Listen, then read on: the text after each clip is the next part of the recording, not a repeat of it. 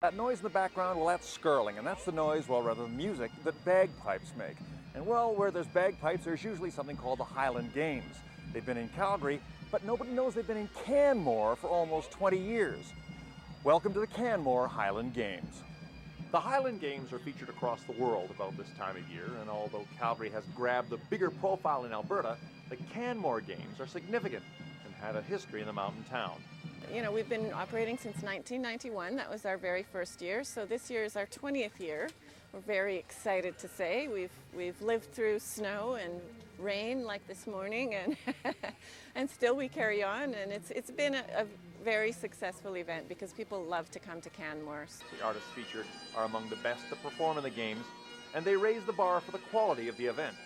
Of players that would play right up to World Championships, for example, in Scotland, and all of the piping and drumming associations in Canada are connected to eventually up to the Royal Scottish Pipe Band Association, and they sort of govern the standards in the world. So all of the judges are very high level. We've got some high level players from Alberta Caledonia Pipe Band. So the competition is good and it's stiff. Reed Maxwell is here to compete in what is a long series of games. This is part of what we would call the Alberta Pipers and Drummers Association.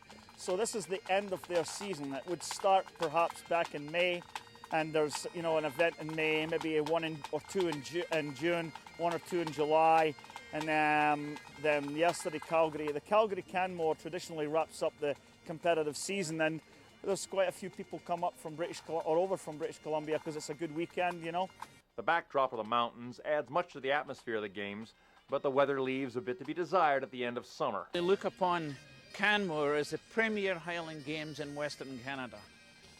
I'm going to say today isn't a good, perhaps, picture to paint, but when the weather's correct here, it's a tremendous setting. The background just adds something to these games that you can't find in many other places in Canada or the world, I would say. None of this dampens the spirits of the crowd, though.